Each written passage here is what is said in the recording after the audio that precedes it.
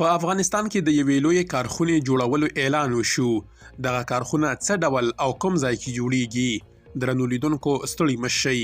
د رسمي معلوماتو له مخې اسلامي امارت تر اوسه د 623 میلیونه ډالرو په ارزښت د سیمټو د 4 بیلابیلو پروژو تړونونه لاسلیک کړي، خو هیڅ عملی کار پرې نه دی شوی.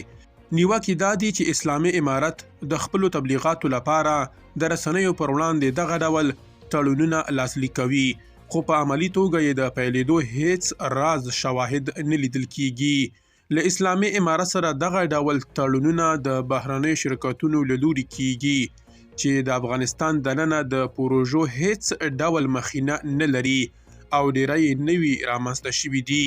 د کانونو او پټرولیم وزارت یوې سرچینې ویلي چې دغه ډول تړونونه باید د قانوني پړاوونو له بشپړېدو وروسته آزادې سیالۍ ته وړاندې شي، خو د ناڅرګنده لاملونو له وجې داسې شرکتونو سره تړونونه کیږي چې په اړونده برخو کې هیڅ ډول کاري مخینې نه لري.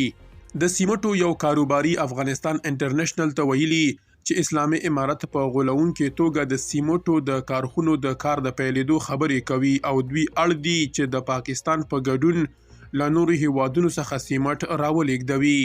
په افغانستان کې د غوري، جبل سراج، یتیم طاق او د هرات د سیمټو کارخونې د هیواد پیژندل شوي کارخونې وي. د تیرو جګړو پر مهال ویجاړې شوي وي، ځینې یې بیرته رغول شوي دي، خو لا هم په کور دننه د سیمټو شته اړتیاوې نه پوره کوي.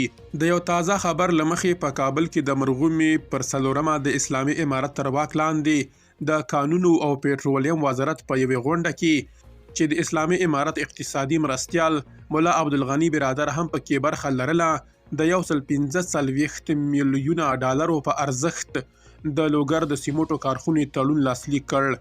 د اسلامي امارت د کانونو او پټرولیم وزارت وزیر مولا هدایت الله بدری په وینا دا تړون د راتلونکو 10 کلونو لپاره شوی چې د افغان ساکو شرکت به د 145 میلیونو ډالرو په پانګونې سره په یاده کارخونه کې هر ورځ 2500 ټنه سیمټ جوړوي.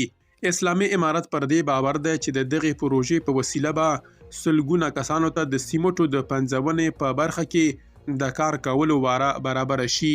درنو لیدونکو له مالتیا مو مننه.